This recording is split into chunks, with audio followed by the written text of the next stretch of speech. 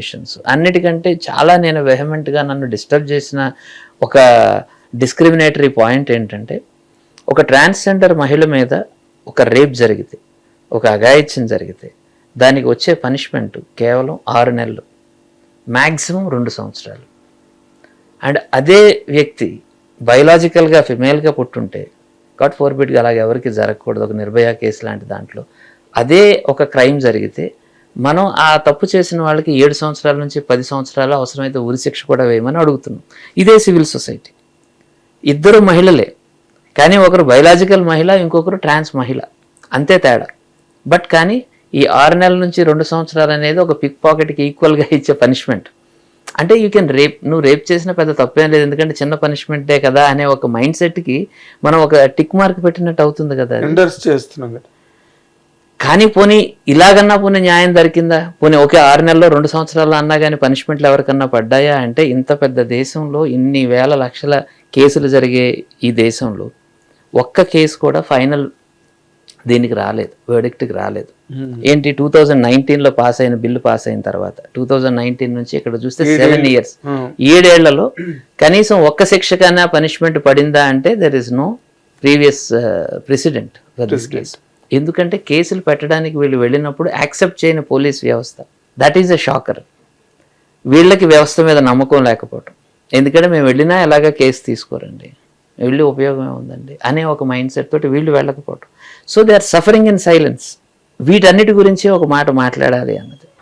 చిన్న విషయం, ఒక వాష్రూమ్ కోసం వాళ్ళు పడే ఒక అవస్థ, వాళ్ళు బయటికి రావాలంటేనే వాళ్ళు భయపడతారు, ఎందుకంటే ఎక్కడికి వెళ్ళాలో తెలియదు. మామూలుగానే ఆడవాళ్ళకి ఇబ్బందిగా ఉండే ఒక పరిస్థితిలో, అలాంటి ఒక సొసైటీలో వీళ్ళకి ఎక్కడికి వెళ్ళాలి, ఆడపిల్లలు దానికి వెళ్ళావంటే నువ్వేంటి మా దాంట్లోకి వచ్చావని రిజెక్ట్ చేస్తారు. అబ్బాయిలు దానికి వస్తే ఏం జరుగుతుందో తెలియదు. ప్రతి ట్రాన్స్జెండర్ మహిళ కూడా తను కనీసం ఒక్కసారైనా కానీ ఈ వాష్రూమ్ అనే ఒక చిన్న ఆస్పెక్ట్లో ఎంతో సఫర్ అయిన సందర్భాలు ఉన్నాయండి. మెజారిటీ ఆఫ్ ద కేసెస్లో ఇదే కేసు. మేము బయటికి వెళ్ళాలంటే ఎక్కడికి వెళ్ళాలో తెలియదు సార్, అందుకే మేము మా ఇళ్లలోనే ఉంటాం, మేము బయట తిరగలేము ఎక్కువ.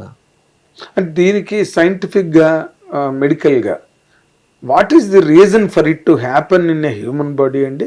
Is there any scientific reason for that? What they call it is natural అండి. న్యాచురల్. ఇది ఇలాంటి ఒక దీంతో ఒక మైండ్, దీంతో 2 ఆస్పెక్ట్స్ ఉంటాయండి. ఒకటి జెండర్ డిస్ఫోరియా, అంటే నా జెండర్ ఏమిటి అనే ఒక క్వశ్చన్ మార్క్. ఇంకొకటి ఏంటంటే సెక్షువల్ ఓరియంటేషన్, నేను అబ్బాయినే కానీ అబ్బాయి అంటే నాకు ఇష్టం ఉంది, అమ్మాయి అంటే ఇష్టం లేదు, ఇది సెక్షువల్ ఓరియంటేషన్ అంటాం. అలా అమ్మాయి బట్ అమ్మాయిలు అంటేనే ఇష్టం, అబ్బాయిలు అంటే ఇష్టం లేదు. ఇంకొకరు అబ్బాయిలు ఇష్టమే, అమ్మాయిలు ఇష్టమే, వాళ్ళ తాలూకా మైండ్ సెట్ మారుతూ ఉంటుంది, అది bisexual taluka.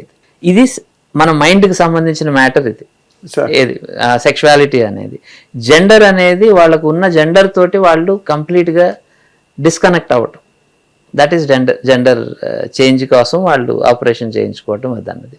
It's psychological makeup అనుకుందాము, లేకపోతే ఒక నేచర్స్ వర్డిక్ట్ అనుకుందాం, వాట్ ఎవర్.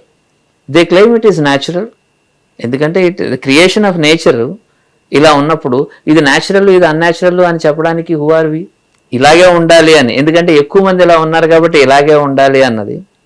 అంటే it's something like it becomes off beat cinema. ఇది ఇలాంటి సినిమా తీయడం ఎందుకు అనేది అలాంటి క్వశ్చన్, ఇది కూడా అలాగే అయిపోతుంది. నేను అడగబోతున్నాను, మీరు అన్నారు. ఇప్పుడు ఇది almost it amounts to a documentary. That is the beauty అండి. ఇక్కడ I don't call it as a documentary, it has the real human emotions which are very stark and realistic అండి. అది డాక్యుమెంటరీ అన్నది ఏమిటి అంటే, when you don't touch the emotional side of a story, you only touch the numbers but not the emotions. You only show what is happening. Yeah. You don't involve yourself into that. Yeah. Emotions create చేయకుండా. నేను emotions మీదే work చేస్తానండి. Numbers అనేవి ఇవన్నీ లోపల వచ్చేవే తప్ప, నేను చెప్పాలనుకున్నది ఒక స్టోరీ అండి. ఆ story that which touches you. సినిమాకున్న పవర్ నేను ఒక న్యూస్ పేపర్ రన్ చేసి కూడా నాకు ఎందుకు సినిమా మాధ్యమం మీద అంత మక్కువ ఏర్పడిందంటే, నేను న్యూస్లో ఒకటి చెప్పగలను, ఒక చాలా స్ట్రాంగ్ డీటెయిలింగ్ అంతా ఇవ్వగలను, కానీ మిమ్మల్ని ఎమోషనల్గా టచ్ చేసి మీ కళ్ళలో నీళ్లు తెప్పించగలిగి మిమ్మల్ని మార్చగలిగే ఒక ప్రయత్నం చేయటానికి నాకు విజువల్ మీడియాలో ఎక్కువ స్కోప్ కనిపించిందండి as a film. That's for sure, దానిలో డౌట్ ఉంది. హిట్ టీవీ యాప్ ఇందులో short news, live news, entertainment shows, movies, digital magazines తో పాటు మీ జిల్లా వార్తలను కూడా ఫ్రీగా చూడొచ్చు. ఇంకెందుకు ఆలస్యం, వెంటనే హిట్ టీవీ యాప్ ని డౌన్లోడ్ చేసుకుని ఫ్రీగా ఎంటర్టైన్మెంట్ పొందండి. Hit TV app. Hit TV app. Please download Hit TV app. Hit TV యాప్ని ఫ్రీగా డౌన్లోడ్ చేసుకొని ఎంజాయ్ చేయండి. మీకు నచ్చిన ఎంటర్టైన్మెంట్ కోసం హిట్ టీవీ యాప్ ని ఫ్రీగా డౌన్లోడ్ చేసుకుని ఎంజాయ్ చేయండి. హిట్ టీవీ యాప్ని డౌన్లోడ్ చేసుకుని ఆస్వాదించండి, ఆశీర్వదించండి. ఇంతమంది సెలబ్రిటీలు హిట్ టీవీ యాప్ ని డౌన్లోడ్ చేసుకోండి అని చెప్తున్నారంటే ఎంత మంచి యాప్ ఆలోచించండి. అమెరికా అమెరికా అమెరికా అమెరికాలో చదవాలనుకునే వాళ్ళకి విశ్వసనీయమైన పేరు మన శౌర్య కన్సల్టెన్సీ. UK లో 1 year masters. UK లో 1 year masters. 2 years work permit up to 5 years visa. Contact Saurya Consultancy. Contact 89851 89851.